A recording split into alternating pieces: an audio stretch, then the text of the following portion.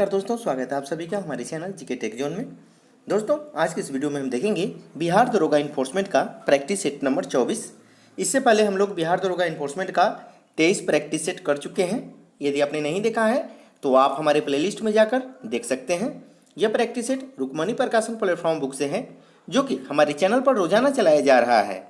Friends, ये video आपके revision के दृष्टिकोण से बहुत ही ज़्यादा महत्वपूर्ण है। इसमें जितने भी क्वेश्चंस हैं सभी इंपॉर्टेंट हैं तथा सभी सेक्शन से क्वेश्चंस लिए गए हैं। चाहे करेंट अफेयर्स हो, हिस्ट्री हो, पॉलिटी हो, ज्योग्राफी हो, यानी हर सेक्शन से क्वेश्चंस कवर किया गया है। इसलिए ये वीडियो आपके लिए बहुत ही ज़्यादा महत्वपूर्ण है। तो दोस्तों, कोशिश कीजिएगा इस वीडियो को लास्ट तक देखें। यदि वीडियो पसंद है तो वीडियो को लाइक कीजिएगा, दोस्तों में शेयर कीजिएगा, और अभी तक आप हमारे चैनल को सब्सक्राइब नहीं किए हैं तो प्लीज़ चैनल को सब्सक्राइब कर लें और बेल आइकन का बटन जरूर दबाइएगा, ताकि मैं जो भी वीडियो अपलोड करूंगा उसकी नोटिफिकेशन सबसे पहले आप लोगों तक पहुंचेगा, जिससे आप सभी वीडियो को देख पाएंगे। तो चलिए आज का मॉक टेस्ट शुरू करते हैं।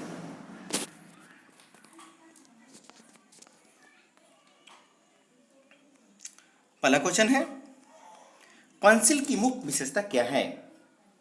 इसका सही आंसर बताना है। 4 विकल्प दिए गए हैं, इसका सही आंसर बताएं। इसका राइट आंसर हो जाएगा देशों के मध्य मित्रता और शांतिपूर्ण अस्तित्व। ठीक है, option number D is the right answer. अगला क्वेश्चन है, कह रहा है कि भारत के उपराष्ट्रपति के संबंध में, देख पा रहे हैं हम, भारत के उपराष्ट्रपति के संबंध में कौन सा कथन असत्य है? देखिए यहाँ पे 4 विकल्प दिए गए हैं। कौन सा कथन असत्य है? ABCD आपको असत्य कथन बताना है। बाकी जो 3 है वो सत्य है। असत्य कथन कौन सा है? चलिए ऑप्शन नंबर ए देखते हैं। इसकी योग्यता प्राप्त करने के लिए प्रत्याशी की आयु कम से कम 35 वर्ष की होनी चाहिए। ठीक है, सही है, आप सभी को पता है। उपराष्ट्रपति राज्यसभा का सभापति होता है, बिल्कुल सही है। उपराष्ट्रपति का चुनाव भारत का राष्ट्रपति करता है, क्या है ये? सही है, गलत है? गलत है। ठीक है, और भारत के प्रथम उपराष्ट्रपति S राधाकृष्णन थे। ठीक है, बिल्कुल सही है।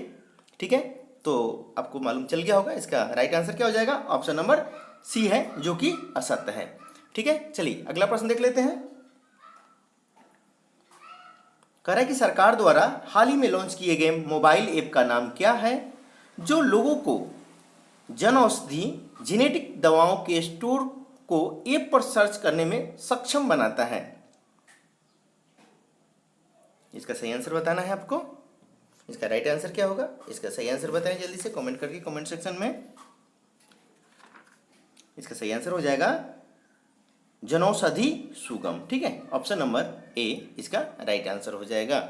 चलिए अगला प्रश्न देख लेते हैं। कहता है कि सिक्किम भारत का एक राज्य बनाया गया था, किस संशोधन के अंतर्गत बनाया गया था सिक्किम भारत का राज्य? यह आपको बताना है। इसका सही आंसर हो जाएगा 36वें संशोधन के अंतर्गत। ठीक है, ऑप्शन नंबर सी इसका सही आंसर हो जाएगा। देखिए अगर पूछ दे कि सिक्किम भारत का कौन सा राज्य बनाया गया, 20वां, 21वां, 22वां, 23वां, तो सही आंसर क्या हो जाएगा? 22वां राज्य बनाया गया था सिक्किम। ठीक है, इसे भी आप ध्यान रखेंगे। देखिए 26 जनवरी आप लिखना चाहें तो लिख सकते हैं। 26 अप्रैल 1975 ईस्वी को सिक्किम जो है भारत का 22वां राज्य बना था। कब बना था? डेट आप लिख लेंगे एक बार प्लीज। 26 अप्रैल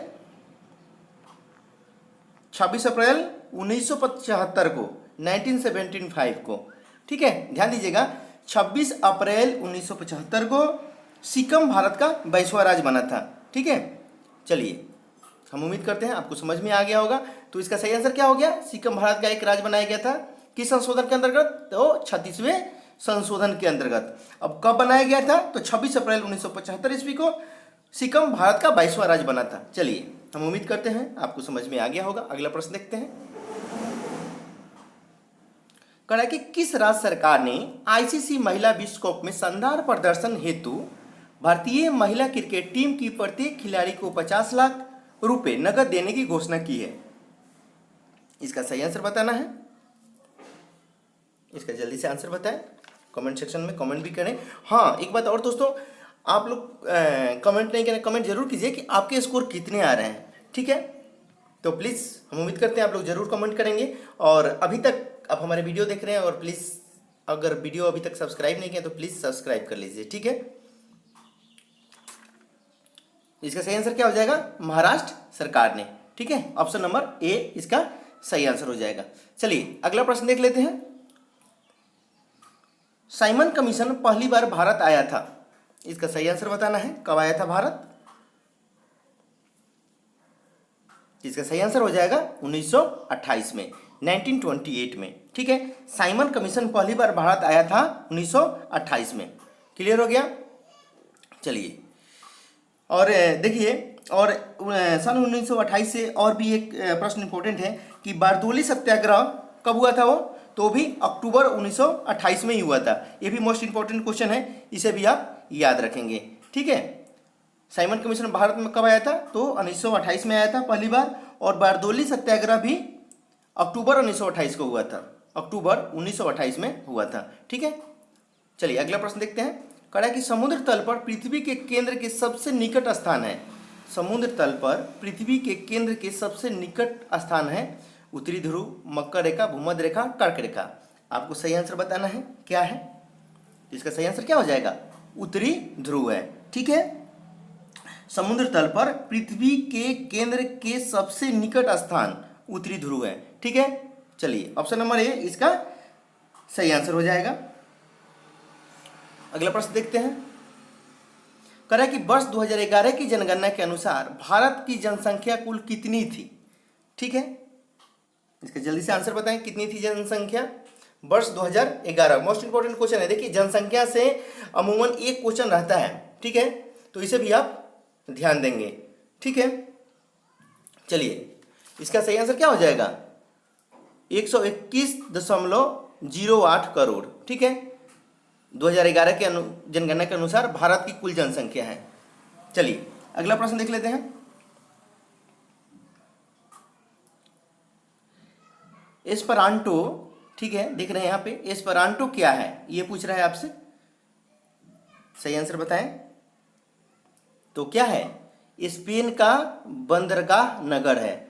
क्या चीज? एस्परांटो, ठीक है। ऑप्शन नंबर बी इसका सही आंसर हो जाएगा। चलिए अगला प्रश्न देखते हैं। देखिए यहाँ पे कह रहा है कि विभिन्न राज्य और उनके लोकप्रिय नृत्य इस प्रकार दिए गए हैं, सूची 1 और सूची 2। यहाँ पे राज्यों के नाम दिए गए हैं और यहाँ का राज्यों में होने वाले नृत्य का नाम सूची 2 में दिया हुआ है। आपको इनका मिलान करना है। चलिए हम आपको जूम आउट कर देते हैं ताकि आप अच्छी तरह इसका मिलान कर लें। आप देख पा रहे होंगे। इसका सही आंसर बताएं। चलिए हम मिलान कराते हैं। देखिए आंध्र प्रदेश, आंध्र प्रदेश में कौन सा नृत्य होता है? ये हो जाएगा बुर्रा, ठीक है। कौन सा नृत्य हो जाएगा आंध्र प्रदेश में? तो बुर्रा, ठीक है। चलिए और असम में कौन सा नृत्य होता है? तो बिहू। कौन सा? बिहू, ठीक है। और हिमाचल प्रदेश में नटी, क्या होता है? नटी। और राजस्थान में झूमर, ठीक है। ये वहाँ के राज्य के लोकप्रिय नृत्य है, ठीक है। वहाँ का ये फेमस डांस है उस राज्य के, ठीक है। तो इसे आप याद रखेंगे। चलिए तो इसका सही आंसर ऑप्शन क्या हो जाएगा? क्या बताया था हमने? आंध्र प्रदेश का। एक बार और देख लेते हैं ताकि आपको याद भी हो जाएगा। आंध्र प्रदेश का बुर्रा, असम का बिहू, हिमाचल प्रदेश का नटी, राजस्थान का झूमर। हम उम्मीद करते हैं आपको याद भी हो गया होगा और आपके समझ में भी आ गए होंगे। तो इसका सही आंसर क्या हो जाएगा? ऑप्शन नंबर बी, ठीक है। Option number B is the right answer. चलिए अगला प्रश्न देखते हैं। अगला क्वेश्चन है कि भारत में जन्मे 2 अमेरिकी नागरिक जिन्हें वैज्ञानिक के क्षेत्र में नोबेल पुरस्कार मिला है थे। आपको बताना है कि भारत में जन्मे 2 अमेरिकी नागरिक, ठीक है, जिन्हें वैज्ञानिक के क्षेत्र में नोबेल पुरस्कार मिला है, वो कौन थे? यह बताना है आपको। तो थे हरगोविंद खुराना और एस चंद्रशेखर, ठीक है। ऑप्शन नंबर डी इसका सही आंसर हो जाएगा, ठीक है। चलिए अगला प्रश्न देख लेते हैं। और देखिए यह पुरस्कार कब मिला था उनको? देखिए चंद्रशेखर वेक्टर रमन को 1930 ईस्वी में भौतिक शास्त्री के क्षेत्र में यह पुरस्कार मिला था, ठीक है। और हरगोविंद खुराना को कब मिला था? आपका क्वेश्चन ये भी होगा कि चलिए सर आपने तो एस चंद्रशेखर हरगोविंद खुराना को कब मिला था? तो देखिए हरगोविंद खुराना को 1968 ईस्वी में चिकित्सा के क्षेत्र में नोबेल पुरस्कार मिला था, ठीक है। और एस चंद्रशेखर को 1983 में नोबेल पुरस्कार दिया गया था। कब दिया गया था इनको नोबेल पुरस्कार? देखिए 2 बार दिया गया इनको। कब कब? तो हरगोविंद खुराना को 1968 ईस्वी में चिकित्सा के क्षेत्र में नोबेल पुरस्कार मिला था और एस चंद्रशेखर को 1983 ईस्वी में नोबेल पुरस्कार दिया गया था। किस क्षेत्र में दिया गया था? तो भौतिकी शास्त्र के क्षेत्र में दिया गया था, ठीक है। हम उम्मीद कर रहे हैं आपको समझ में आ गया होगा।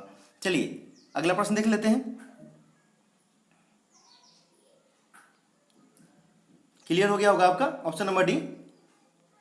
आपका अगर कोई भी इस प्रकार से कमेंट रह जाता है तो प्लीज़ कमेंट सेक्शन में कमेंट करके आप पूछ सकते हैं, क्योंकि आपका जो जीके ट्रिक जोन है एक परिवार है और आप एक परिवार के सदस्य हैं, तो बेहिचक आपका कोई भी सवाल, इंक्वायरी, जो भी क्वेश्चन हो आप पूछ सकते हैं। या हमसे कोई बोलने में कई बार यह होता है कि थोड़ा सा पढ़ाने में आइडिया नहीं हो पाता है, कभी कभी आदमी मतलब जानते हुए भी मतलब गलत चीज़ का रिपीट कर देता है।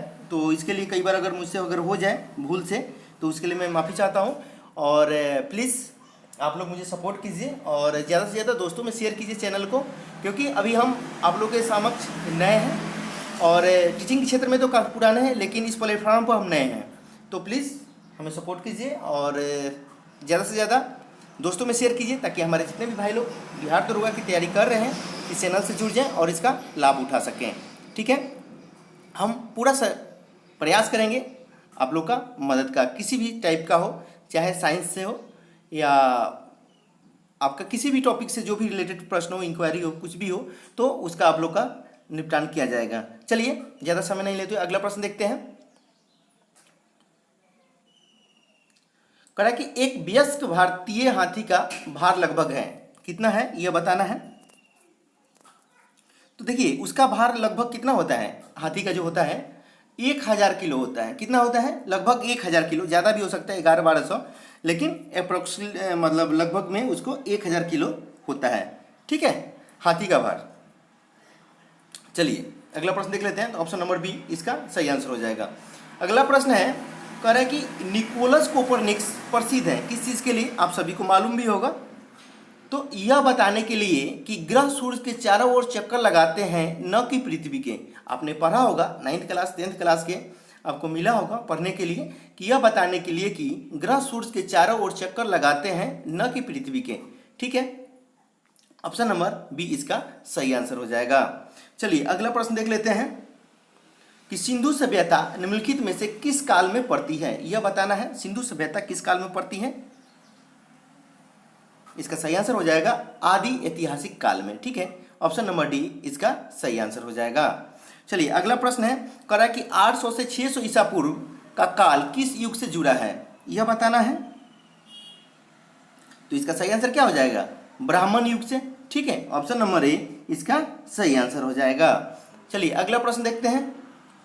कह रहा है कि संगम युद्ध में उदययूर किस लिए विख्यात था? ध्यान दीजिएगा, ध्यान से पढ़िएगा क्वेश्चन। संगम युग में उदययूर किस लिए विख्यात था? आपको 4 विकल्प दिए हैं, आपको सही आंसर का चुनाव करना है। इसका सही आंसर क्या हो जाएगा? कपास के व्यापार का महत्वपूर्ण केंद्र, ठीक है। ऑप्शन नंबर बी इसके सही आंसर हो जाएंगे। चलिए अगला प्रश्न है, सल्तनत काल के सिक्के टंका, ससंगानी एवं जीतन किन धातुओं के बने थे? क्वेश्चन को एक बार और पढ़ लेंगे आप कि सल्तनत काल के सिक्के टंका, ससंगानी एवं जीतल किन धातुओं के बने थे? किन धातुओं के बने थे यह बताना है आपको। तो सही आंसर हो जाएगा चांदी और तांबा के बने थे, ठीक है। Option number A is the right answer. अगला प्रश्न है कि 2 अस्पा सिंह अस्पा प्रथा किसने शुरू की थी? यह बताना है। इसका सही आंसर क्या हो जाएगा? किसने शुरू किया था यह? तो यह प्रथा जहांगीर ने शुरू की थी, ठीक है। Option number B is the right answer. और एक क्वेश्चन ये भी आता है कि जहांगीर के बचपन का नाम क्या था? ठीक है, क्वेश्चन में कई बार आता है। आपको एनटीपीसी और दरोगा में कई बार प्रीवियस सेट उठा के देखेंगे, उसमें है कि जहांगीर के बचपन का नाम क्या था, तो सलीम था। ठीक है ना। चलिए अगला प्रश्न देख लेते हैं। अगला क्वेश्चन है, कह रहा है कि 1878 का वर्नाक्यूलर प्रेस एक्ट किसने रद्द कर दिया था। मोस्ट इंपॉर्टेंट क्वेश्चन है, ध्यान दीजिएगा। इसका सही आंसर क्या हो जाएगा, लॉर्ड रिपन ने। किसने किया था, लॉर्ड रिपन ने रद्द कर दिया था। ठीक है, option number A is the right answer होगा। देखिए इससे जुड़े कुछ और चीजें आपको बता दें जो कि एग्जाम के व्यू से बहुत इंपॉर्टेंट है। रिपन ने समाचार पत्रों की स्वतंत्रता को बहाल करते हुए सन 1882 ईस्वी में वर्नाक्यूलर प्रेस एक्ट को समाप्त कर दिया था। ठीक है, कब समाप्त किया था, तो यह 1882 में वर्नाक्यूलर प्रेस एक्ट को समाप्त कर दिया था। देखिए पहला क्वेश्चन है आप लोग का यहाँ पे कि 1878 का vernacular press act Lord Ripon ने रद्द कर दिया था। ठीक है, क्लियर हो गया। अगला पॉइंट है कि रिपन ने समाचार पत्रों की स्वतंत्रता को बहाल करते हुए, ध्यान दीजिएगा, सन 1882 ईस्वी में वर्नाक्यूलर प्रेस एक्ट को समाप्त कर दिया। क्लियर हो गया। देखिए इससे एक पॉइंट और आता है, क्वेश्चन पूछता है कि सिविल सेवा का उम्र बढ़ाकर कितने वर्ष बढ़ा दिया गया था। ठीक है, तो देखिए रिपन ने, ठीक है, लॉर्ड रिपन ने सिविल सेवा में प्रवेश की आयु को 19 वर्ष से बढ़ाकर 21 वर्ष कर दिया। किसने किया था, तो लॉर्ड रिपन ने ही किया था। इसे भी आप याद रखेंगे, मोस्ट इंपॉर्टेंट क्वेश्चन है। तो चलिए इसका सही आंसर क्या बताया था हमने, ऑप्शन नंबर ए होगा इस प्रश्न का आंसर। अगला प्रश्न देख लेते हैं। कह रहा है कि घाट ऑफ बनारस, ठीक है, नामक प्रसिद्ध पुस्तक किसके द्वारा लिखी गई है, यह बताना है आपको। इसके सही आंसर क्या होंगे जल्दी से बताएं कमेंट सेक्शन में कमेंट करके। इसका सही आंसर हो जाएगा doctor Sachchidanand Joshi. Option number A is the right answer. चलिए अगला प्रश्न देखते हैं। कह रहा है कि अपनी किस कार्य प्रणाली कमेटी में कांग्रेस ने भू स्वामित्व को समाप्त करने की नीति अपनाई। इसके सही आंसर बताने हैं, कब यह नीति कब अपनाई। इसका सही आंसर हो जाएगा कार्यकारिणी कमेटी 1937। ठीक है, कांग्रेस ने भू स्वामित्व को समाप्त करने की नीति अपनाई थी, कब, कार्यकारिणी कमेटी 1937। ठीक है ना, option number A is the right answer. अगला प्रश्न देख लेते हैं। कह रहा है कि 1 माइक्रोन बराबर है, आपको पता होगा 1 माइक्रोन बराबर होता है 1/1000 मिलीमीटर के बराबर होता है। ठीक है, इसका सही आंसर क्या हो जाएगा, option number C is the right answer. चलिए अगला प्रश्न देखते हैं। अगला क्वेश्चन कह रहा है कि मनुष्य के जीवन काल में कितने दांत 2 बार विकसित होते हैं। ध्यान दीजिएगा, इसका सही आंसर बताएं। देखिए मनुष्य के जीवन काल में 20 दांत 2 बार विकसित होते हैं। देखिए 2 बार होते हैं, पहले शैशव अवस्था में जिसकी संख्या 20 होती है, और शैशव अवस्था में दांत किस चीज के होते हैं, तो दूध के दांत कहते हैं हम लोग उसको मिल्क टूथ। ठीक है, और उसके बाद वयस्क अवस्था में निकलने वाले दांत अस्थायी दांत कहलाते हैं। ठीक है, तो यह टोटल 2 बार दांत हो गए। और मनुष्य के टोटल 32 दांत होते हैं, जैसे एक जबड़े में 16 और कुल 32 दांत हो गए। तो इस प्रश्न का सही आंसर क्या हो गया, ऑप्शन नंबर सी 20। ठीक है, 20 दांत। चलिए अगला प्रश्न देख लेते हैं। कह रहा है कि गंगा की जलोढ़ मृदा की गहराई, गंगा की जलोढ़ मुर्दा, ध्यान दीजिएगा कि गंगा की जलोढ़ मृदा की गहराई भूमि सतह से लगभग कितनी है, यह बताना आप लोग को। इसका सही आंसर बताएं। देखिए गंगा की जलोढ़ मिट्टी की गहराई भूमि सतह के नीचे लगभग कितनी होती है, तो 400 मीटर होती है। ठीक है, इसको क्या पढ़ेंगे, मृदा पढ़िएगा आप लोग। ठीक है ना, जलोढ़ मृदा की गहराई, ठीक है, कितनी होती है, 400 मीटर होती है। देखिए आपको बता दें इसमें कि इस मिट्टी में पोटास की जो होती है काफ़ी मात्रा में होती है, बहुलता होती है, और नाइट्रोजन की कमी होती है। किसमें, तो जलोढ़ मिट्टी में। ठीक है, गंगा की जलोढ़ मिट्टी हो गया, मृदा यानी मिट्टी, गंगा की जलोढ़ इसमें हो जाएगा आपको क्या, कि पोटास की बहुलता और नाइट्रोजन की कमी होती है। चलिए अगला प्रश्न देख लेते हैं। तो इसका सही आंसर क्या हो जाएगा? गंगा की जलोढ़ मृदा की गहराई भूमि सतह से लगभग कितनी होती है? तो ये हो जाएगा आपका 400 मीटर। ठीक है, चलिए अगला प्रश्न देख लेते हैं। कह रहा है कि भारतीय संविधान के निम्नलिखित अनुच्छेदों में से कौन सा अनुच्छेद राज्य की सरकारों को ग्राम पंचायतों को संगठित करने का निर्देश देता है? यह बताना है। तो इसका सही आंसर क्या हो जाएगा? अनुच्छेद 40। ठीक है, देखिए भारतीय संविधान के अनुच्छेद 40 राज्य की सरकारों को ग्राम पंचायतों को संगठित करने का निर्देश देता है। ठीक है, इसलिए सही आंसर हो जाएगा ऑप्शन नंबर बी। अगला प्रश्न है, संसद के 2 सत्र के बीच अधिकाधिक अंतराल होना चाहिए। कितना होना चाहिए? 4 महीने, 6 महीने, 1 वर्ष, चाहे जो समय राष्ट्रपति निर्धारित करे। मोस्ट इंपोर्टेंट क्वेश्चन है, ध्यान दीजिएगा। तो ये हो जाएगा 6 महीने। ठीक है, ऑप्शन नंबर बी इसका सही आंसर हो जाएगा। चलिए अगला प्रश्न देखते हैं। कह रहा है कि निम्नलिखित में से किसने 1887 के विद्रोह में एक षड्यंत्र की संज्ञा दी? 1887 के विद्रोह को एक षड्यंत्र की संज्ञा किसने दिया था? 4 विकल्प है, आपको सही आंसर बताना है। तो किसने दिया था? जेम्स आउट्रम और डब्ल्यू टेलर ने। ठीक है, इन दोनों ने ही 1857 के विद्रोह को एक षड्यंत्र की संज्ञा दी थी, इसलिए इसका सही आंसर क्या हो जाएगा? Option number D. ठीक है, इन दोनों ने कहा था, जेम्स आउट्रम और डब्ल्यू टेलर ने कहा था कि जो 1857 की जो विद्रोह हुआ था उसको एक इन्होंने षड्यंत्र की संज्ञा दिए थे। ठीक है, तो ऑप्शन नंबर डी इसका सही आंसर हो जाएगा। अगला प्रश्न है कि निम्नलिखित वर्गों में कौन 1905 के स्वदेशी आंदोलन से मुख्यतः अप्रभावित रहा? यह बताना है। तो इसका सही आंसर क्या हो जाएगा? मुसलमान। ठीक है, अप्रभावित रहे, तो इसका सही आंसर हो जाएगा option number C is the right answer. चलिए अगला प्रश्न देखते हैं।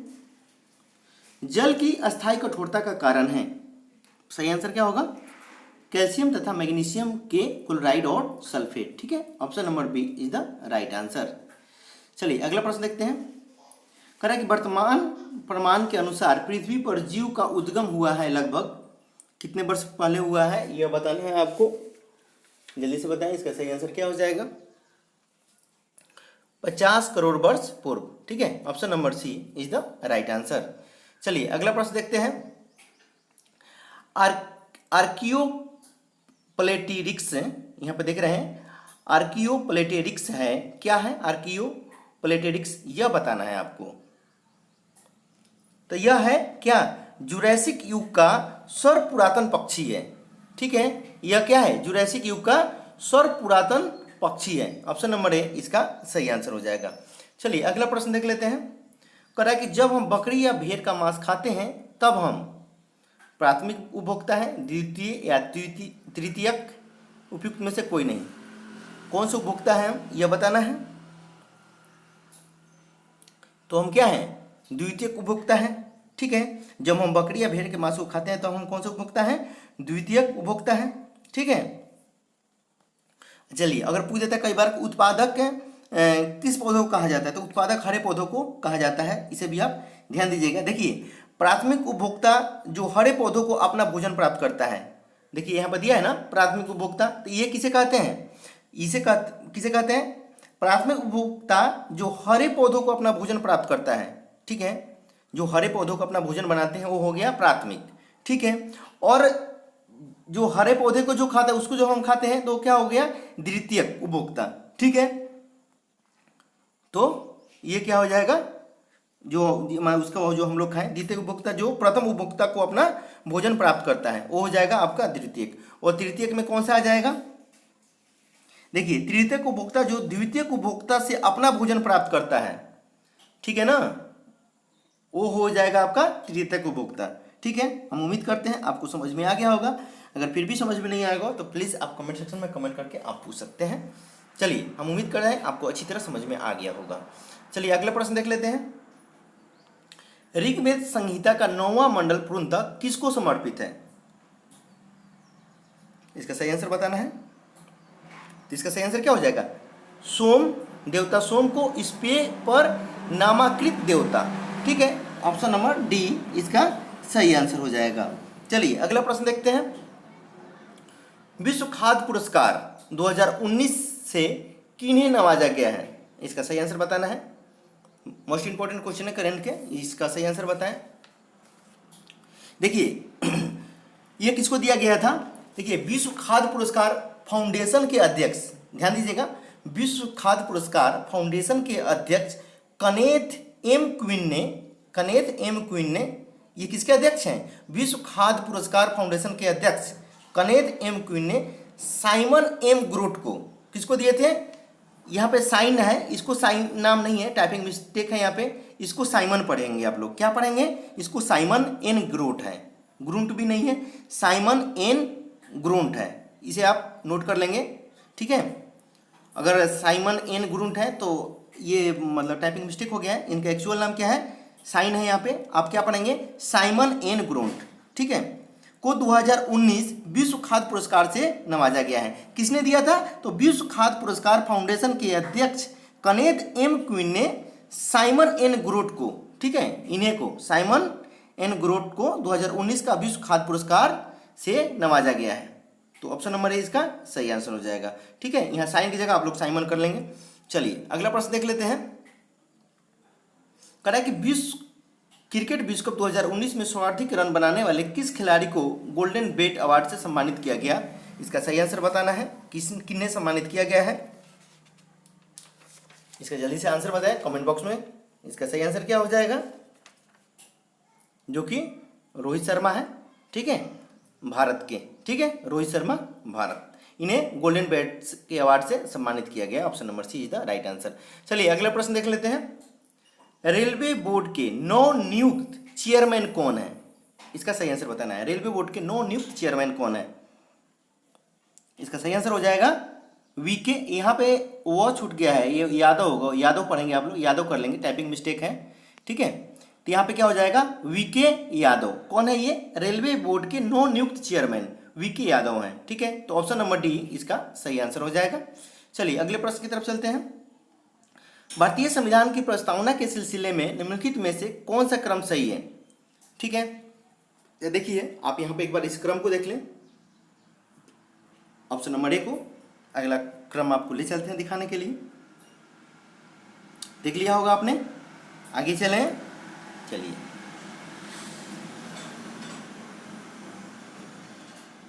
इन तीनों प्रश्नों को ध्यान से देख लेंगे, विकल्पों को, सॉरी। इसका सही आंसर होगा, देखिए, सार्वभौम, सत्ता, संपन्न, समाजवादी, धर्मनिरपेक्ष, जनवादी, गणतंत्र। ऑप्शन नंबर डी इसका सही आंसर हो जाएगा, ठीक है। चलिए अगला प्रश्न की तरफ चलते हैं, इसे जूम आउट कर देते हैं ताकि आप लोग अच्छी तरह देख पाएं। देखिए, संसद के दोनों सदनों का संयुक्त अधिवेशन आयोजित होता है। सही आंसर बताएं। यहाँ पे 4 विकल्प दिए गए हैं और इनका कूट में सही उत्तर चयन कीजिए।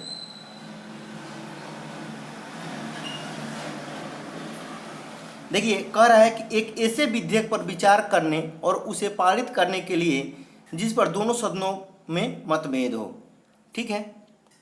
तो कह रहा है कि संसद के दोनों सदनों का संयुक्त अधिवेशन आयोजित होता है एक ऐसे विधेयक पर विचार करने और उसे पारित करने के लिए जिस पर दोनों सदनों में मतभेद हो। तो ऑप्शन नंबर ये पॉइंट नंबर 4 क्या है? सही है। इसका क्या होगा? पॉइंट नंबर डी इसका सही, ऑप्शन नंबर डी इसका सही आंसर हो जाएगा, ठीक है। चलिए अगला प्रश्न देखते हैं। पृथ्वी पर मरुभूमि होने की संभावना अधिक रहती है। पृथ्वी पर मरुभूमि होने की संभावना अधिक रहती है, सही आंसर बताएं। इसका सही आंसर क्या हो जाएगा? 23 डिग्री अक्षांश के पास। Option number B is the right answer. अगला क्वेश्चन है, कह रहा है कि किसी परमाणु नाभिक का आइसोटोप वह नाभिक है जिसमें 4 विकल्प दिए गए हैं आपके सामने, सही आंसर बताना है। जिसमें प्रोटॉनों की संख्या वही होती है परंतु न्यूट्रॉनों की संख्या भिन्न भिन्न होती है। क्लियर हो गया? किसी परमाणु नाभिक का आइसोटोप वह नाभिक है जिसमें प्रोटॉनों की संख्या वही होती है परंतु न्यूट्रॉनों की संख्या भिन्न भिन्न होती है, ठीक है। वो क्या कहलाता है? आइसोटोप, ठीक है। Option number B is the right answer. अगला क्वेश्चन है, संत कबीर के सम्मान में मगहर यहाँ पे महोत्सव है, महोत्सव कर लीजिएगा, महोत्सव प्रारंभ किया गया वर्ष कौन सा वर्ष था जिसमें मगहर महोत्सव प्रारंभ किया गया था? यह बताना है। तो यह हो जाएगा कब? 1990 में। ठीक है, संत कबीर के सम्मान में मगहर महोत्सव 1990 में प्रारंभ किया गया था। ठीक है, और संत कबीर का जन्म कहाँ पे हुआ था? तो काशी में हुआ था। इसे भी आप याद रखेंगे। चलिए अगला प्रश्न देख लेते हैं। ऑप्शन नंबर सी इसका सही आंसर हो जाएगा। अगला क्वेश्चन है कि योजना आयोग का स्वरूप क्या है? योजना आयोग का स्वरूप बताना है। तो यह हो जाएगा परामर्शदात्री संस्था। ठीक है, योजना आयोग का स्वरूप है परामर्शदात्री संस्था। ऑप्शन नंबर बी इसके सही आंसर है। अगला विकल्प देखते हैं। चलिए अगला क्वेश्चन है आपका, भारतीय रुपया की विनिमय दर निर्धारित होती हैं, यह बताना है। तो कुछ चयनित मुद्राओं के संबंध में। ठीक है, ऑप्शन नंबर सी सही आंसर है। अगला क्वेश्चन है, निम्नलिखित में से कौन आर्थिक विकास के लिए प्रत्यक्ष रूप से महत्वपूर्ण नहीं है? सही आंसर हो जाएगा मुद्रा की मात्रा। Option number A is the right answer. अगला क्वेश्चन है, संविधान में मंत्रिमंडल शब्द का एक ही बार प्रयोग हुआ है और यह है कौन सा अनुच्छेद? तो हो जाएगा आपका अनुच्छेद 352 में। ऑप्शन नंबर डी इसका सही आंसर होगा। अगला क्वेश्चन है, वत्स का राज्य स्थित था। तो राज्य कहाँ था? इलाहाबाद के आसपास। ठीक है, ऑप्शन नंबर ए इसका सही आंसर हो जाएगा। और देखिए वत्स राज्य की राजधानी कहाँ थी? तो वो थी कौशाम्बी। इसे भी आप याद रखेंगे। चलिए नेक्स्ट क्वेश्चन है, किस राज्य सरकार द्वारा कृषक बंधु योजना का शुभारंभ किया गया है? इसका सही आंसर बताना है आपको। इसका जल्दी से राइट आंसर बताएं, कमेंट सेक्शन में कमेंट करें, जल्दी से बताइए दोस्तों। इसका सही आंसर हो जाएगा पश्चिम बंगाल। ठीक है, option number B is the right answer. अगला क्वेश्चन है, ध्यान दीजिएगा, भारतीय मानसून का प्रारंभ होता है बंगाल की खाड़ी में एक अवदाब के बनने से लगभग कितनी तारीख को? ये होता है आपको 5 जून को। ठीक है, ऑप्शन नंबर ए इसका सही आंसर हो जाएगा। चलिए अगला प्रश्न देखते हैं। कह रहा है कि हिमाचल पर्वत जिन समानांतर पेटियों में विभाजित हैं उनके नाम हैं। 4 विकल्प दिए गए हैं, उनका कौन सा आंसर इसमें सही है यह बताना है आपको। देखिए, बृहद हिमालय, लघु हिमालय एवं शिवालिका। हिमालय पर्वत जिन समानांतर पेटियों में विभाजित हैं, देखिए किन किन पेटियों में विभाजित हैं? बृहद हिमालय, लघु हिमालय एवं शिवालिका में। ठीक है, तो ऑप्शन नंबर ए इसका सही आंसर हो जाएगा। चलिए अगला प्रश्न देखते हैं। केंद्रीय मंत्रिमंडल कैबिनेट ने ट्रेड यूनियनों को मान्यता देने के लिए किस अधिवेशन में संशोधन को हाल ही में मंजूरी दी है? यह बताना है, किस संशोधन को हाल में मंजूरी दी है? इसका सही से जल्दी से आंसर बताएं। इसका राइट आंसर क्या हो जाएगा? देखिए ये हो जाएगा, यहाँ पे प्रिंट नहीं है, टाइपिंग मिस्टेक हो गया है। इसमें ऑप्शन नंबर डी है ही नहीं। देख रहे हैं यहाँ पे ट्रेड यूनियन अधिनियम 1946 और ट्रेड यूनियन अधिनियम 1935। ठीक है, देखिए इसका जो आंसर हो जाएगा क्वेश्चन नंबर 50 का, कि केंद्रीय मंत्रिमंडल कैबिनेट ने ट्रेड यूनियन को मान्यता देने के लिए किस अधिनियम में संशोधन को हाल ही में मंजूरी दी है। तो मुझे इस प्रश्न में डाउट है, मुझे लग रहा है कि ये ट्रेड यूनियन 1935 होगा, लेकिन इसका हम कमेंट सेक्शन में, इसको कमेंट बॉक्स में हम आपका इसका सही आंसर बता देंगे। ठीक है, अगर आपको मालूम है तो आप भी इसका डिटेल में कमेंट सेक्शन में बता सकते हैं। वैसे इसका हम पिन कर देंगे कमेंट सेक्शन में इसका कमेंट कि इसका सही आंसर क्या हो जाएगा। ठीक है, तो ये सस्पेक्टेड है मेरी तरफ से क्वेश्चन 50 नंबर। ठीक है, तो इसे आप भी चेक कर लेंगे। ठीक है, चलिए अगला प्रश्न की तरफ चलते हैं। कह रहा है कि निम्नलिखित में से कौन सूर्य की परिक्रमा में सबसे कम समय लेता है? यह बताना है, सबसे कम समय कौन लेता है। तो इसका सही आंसर क्या हो जाएगा? पृथ्वी। ऑप्शन नंबर बी इसका सही आंसर हो जाएगा। देखिए चलिए अगला क्वेश्चन है, बिहार की राजधानी पटना में आंध्र प्रदेश और बंगाल से आने वाली मछलियों में किस रसायन के प्रयोग के प्रमाण मिले हैं? इसके सही आंसर बताने हैं। तो मिले हैं सोडियम बेंजोएट के। ठीक है, ऑप्शन नंबर बी इसका सही आंसर हो जाएगा। अगला क्वेश्चन है, कॉपर सल्फेट का घोल जल में क्या होता है? इसका सही आंसर हो जाएगा नीले लिटमस को लाल बना देता है। ठीक है, ऑप्शन नंबर ए इसका सही आंसर है। अगला क्वेश्चन है, एसिटिक अम्ल एक कमजोर अम्ल है क्योंकि,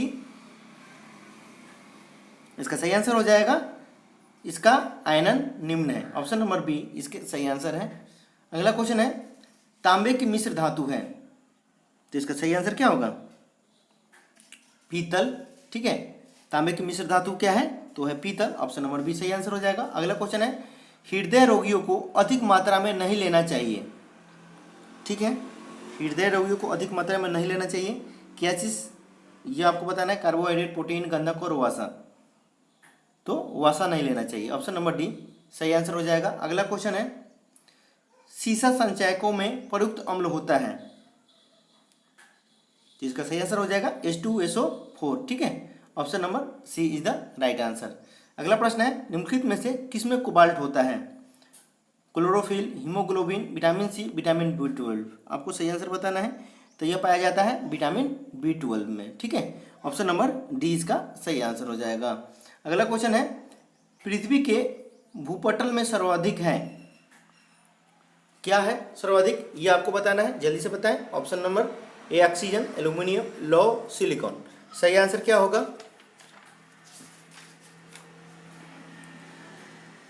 इसका जल्दी से सही आंसर बताएं।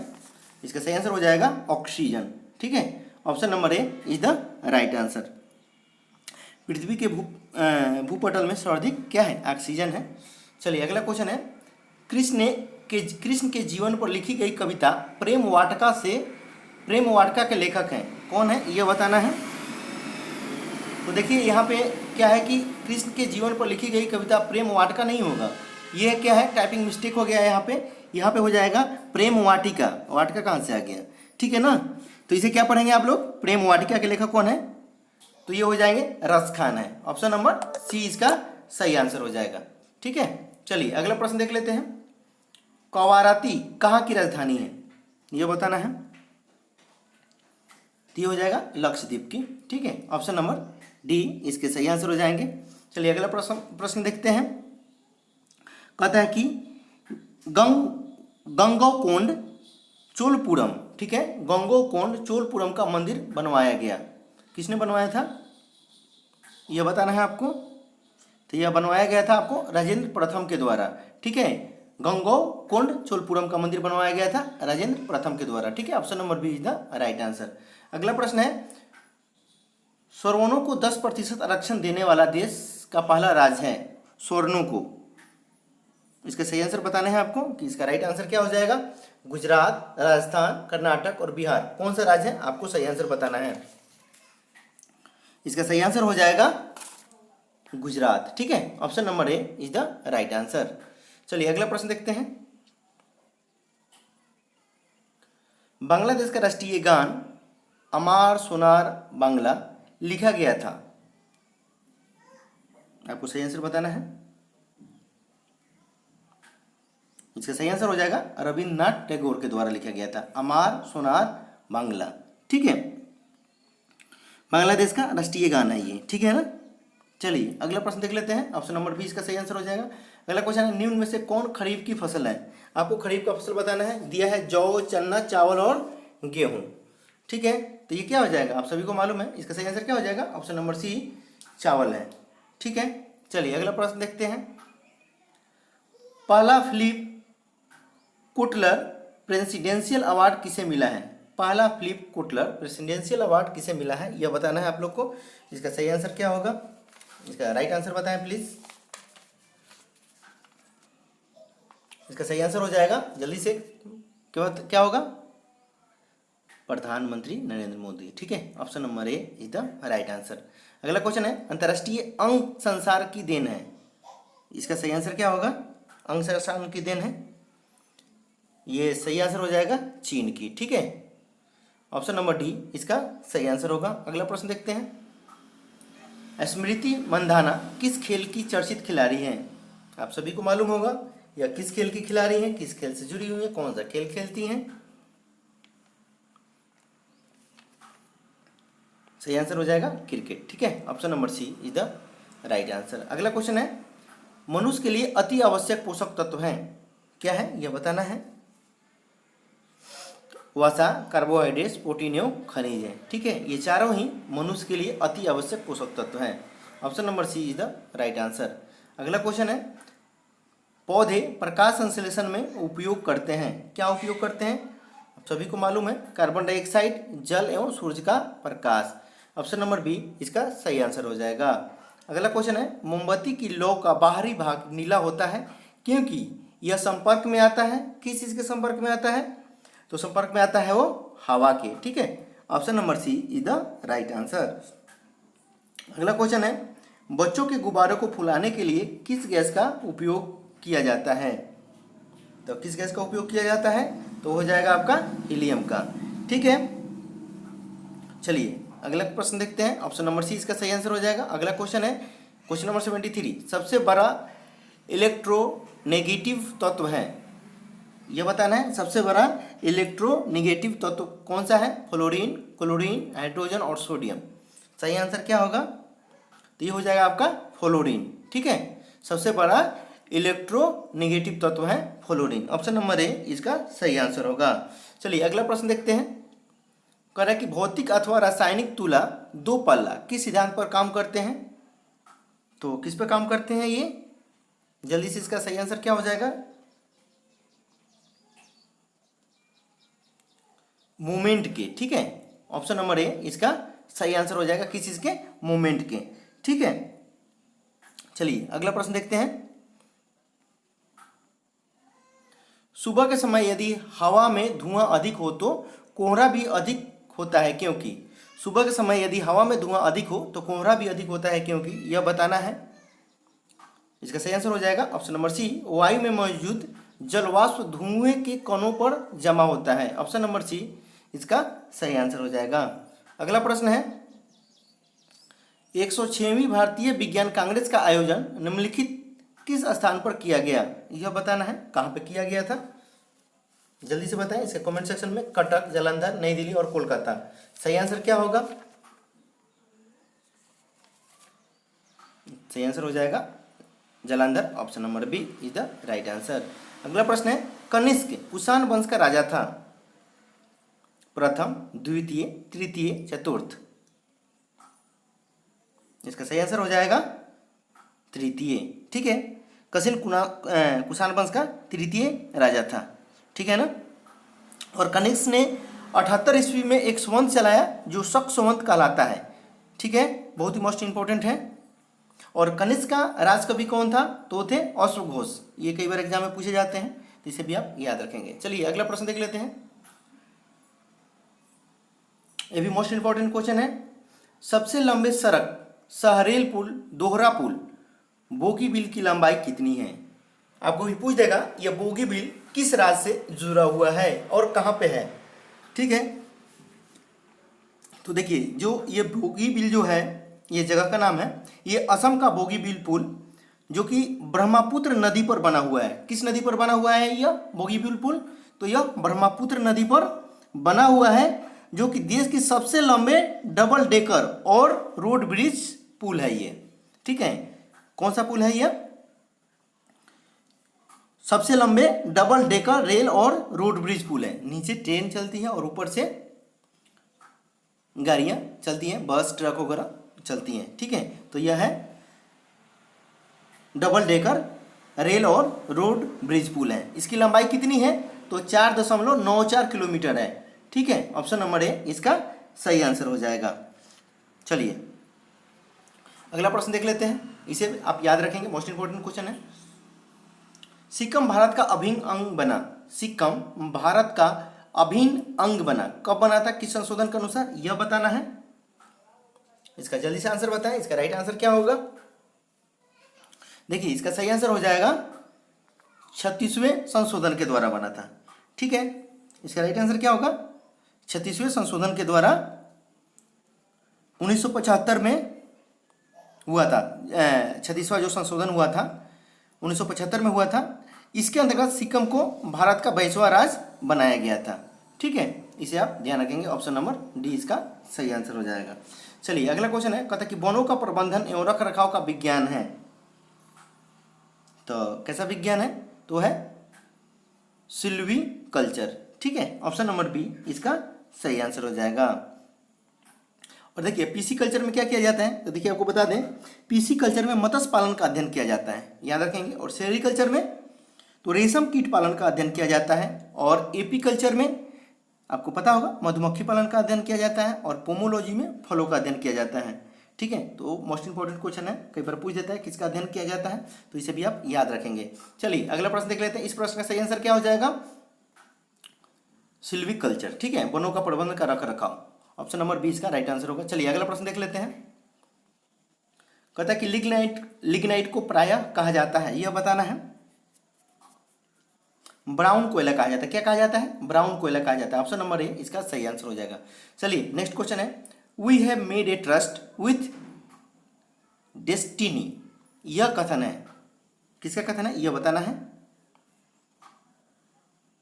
तो यह कथन जो है जवाहरलाल नेहरू का है, ठीक है, ऑप्शन नंबर बी इसका सही आंसर हो जाएगा।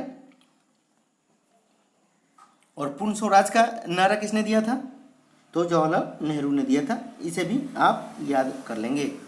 और एक बुक और पूछता है, who lives is India dies, यह कथन किसका है, तो यह भी जवाहरलाल नेहरू का यह कथन है, ये भी याद रखेंगे। We have made a trust with destiny, यह कथन जवाहरलाल नेहरू का है। और दूसरा एक पूछता है, who lives is India dies, यह कथन किसका है, तो ये भी जवाहरलाल नेहरू का है, जो कि मोस्ट इंपॉर्टेंट है, इसे भी आप याद कर लेंगे। चलिए अगला प्रश्न देखते हैं।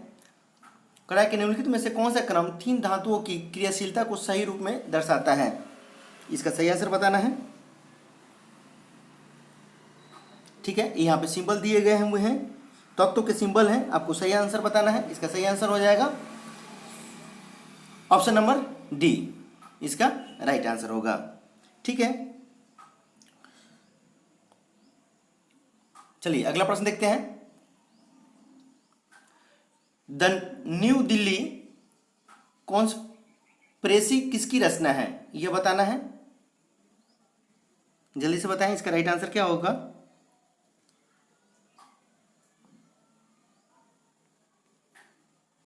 देखिए द न्यू दिल्ली, यहां पे देख पा रहे हैं आप, question number 84, the new Delhi conspiracy किसकी रचना है, तो ये हो जाएगा मीनाक्षी लेखी और कृष्ण कुमार, दोनों ही इसके लेखक हैं, ठीक है। चलिए ए और बी दोनों हो जाएगा, ठीक है ना। तो यहाँ पे टाइपिंग मिस्टेक है, इस वजह से नहीं दिया है, इसलिए इसमें दोनों ये आंसर हो गया इसका। अगला क्वेश्चन है, 10 किलोग्राम चूने के पत्थर से कितना चूना प्राप्त होगा, आणविक भार Ca बराबर 40, C बराबर 12 और O बराबर 16, इसका सही आंसर बताएं। इसका सही आंसर क्या हो जाएगा, ऑप्शन नंबर ए 5.6 किलोग्राम, ठीक है।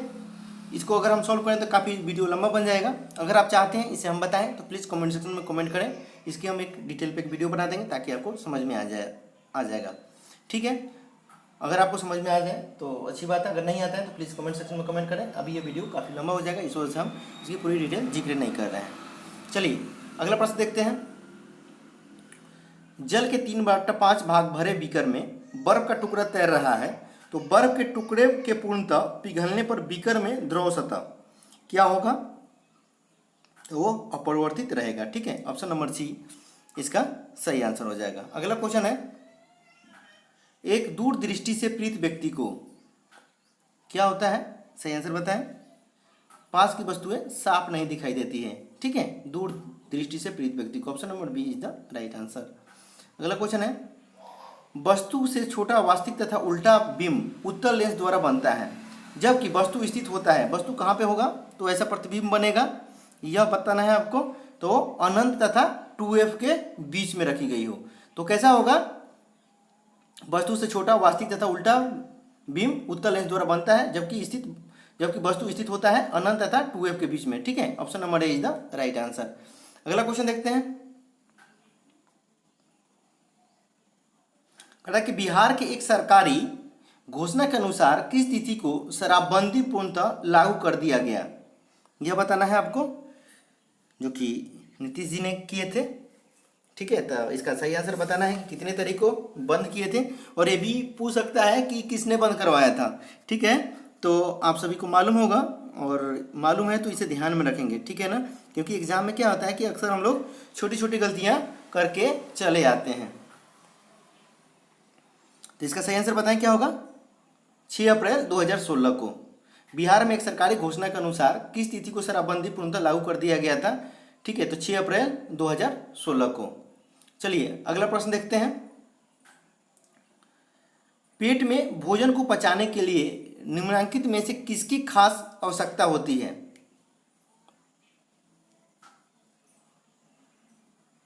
सही आंसर हो जाएगा एंजाइम की होती है। ठीक है ना, ऑप्शन नंबर सी सही आंसर है। चलिए अगला प्रश्न देखते हैं। कनिष्क की मृत्यु कब हो गई। तो यह हुआ था कब, जल्दी से बताएं। 102 ईस्वी में। ठीक है, और 78 ईस्वी में उसने कनिष्क ने क्या किया था, ये शक संवत शुरू किया था। ठीक है, ऑप्शन नंबर इसका इस प्रश्न का सही आंसर ऑप्शन नंबर सी 102। ठीक है, 102 ईस्वी में मृत्यु हो गई थी कनिष्क की।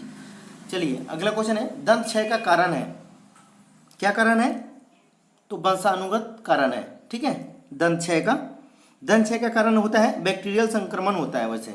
ठीक है ना, जो कि वंशानुगत होता है। तो यहाँ पे क्या दिया है, दंत जो क्षय का कारण वंशानुगत कारण है। ठीक है, एक प्रश्न में कह रहा है कि ऑप्शन नंबर डी, लेकिन मेरे ख्याल से यहाँ पे इसका आंसर ये होगा कि बैक्टीरियल संक्रमण के कारण होता है। ठीक है ना, ये नहीं होगा यहाँ पे।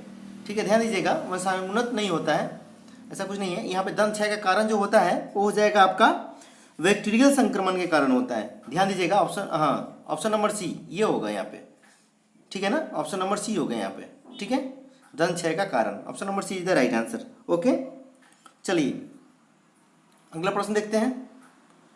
कह रहा है कि निम्नलिखित में से कौन सा एक विषाणु जनित रोग नहीं है। निम्नलिखित में कौन सा एक विषाणु जनित रोग नहीं है, यह बताना है। तो ये हो जाएगा आपका क्या, हैजा। ठीक है, विषाणु जनित रोग नहीं है। हैजा कैसा है, तो जीवाणु जनित रोग है। ध्यान दीजिएगा, हैजा जो है जीवाणु जनित रोग है, विषाणु जनित रोग नहीं है। ऑप्शन नंबर इसका सी इसका सही आंसर होगा। चलिए अगला प्रश्न देखते हैं। सोडियम की परमाणु संख्या है, यह बताना है। सोडियम का परमाणु संख्या क्या होता है, तो कितना होता है, 11। ऑप्शन नंबर बी इसका सही आंसर हो जाएगा। और द्रव्यमान पूछता है तो इसका 22.989 होता है। चलिए अगला प्रश्न देख लेते हैं। पाटलिपुत्र नगर की स्थापना किस शासक ने किया था। तो किसने किया था, तो उदयन ने किया था। ठीक है, पाटलिपुत्र नगर का स्थापना। ठीक है, चलिए option number B is the right answer. अगला प्रश्न है। हिंद महासागर तथा बंगाल की खाड़ी के मिलन सागर में कौन सा दर्शनीय स्थल है। तो इसका सही आंसर हो जाएगा रामेश्वरम। ठीक है, ऑप्शन नंबर सी इसका सही आंसर हो जाएगा। अगला प्रश्न है। प्रथम बौद्ध संगीति का आयोजन कहाँ हुआ था। प्रथम बौद्ध संगीति का आयोजन कहाँ हुआ था, यह बताना है आपको। तो यह हुआ था राजगिरी। ठीक है, गिरिव्रज में। ठीक है, प्रथम बौद्ध संगीति का आयोजन हुआ था। और प्रथम बौद्ध संगीति का आयोजन जो हुआ था वो हुआ था आपको 483 ईस्वी पूर्व में आयोजित अजात शत्रु के द्वारा कराया गया था। इसे भी आप याद रखेंगे। ठीक है, चलिए अगला प्रश्न देखते हैं। भारत के 64वें ग्रैंड मास्टर पृथु गुप्ता कहाँ से हैं, यह बताना है। पृथु गुप्ता कहाँ से हैं, इसका सही आंसर बताना है। इसका जल्दी से आंसर बताएं, राइट आंसर क्या होगा।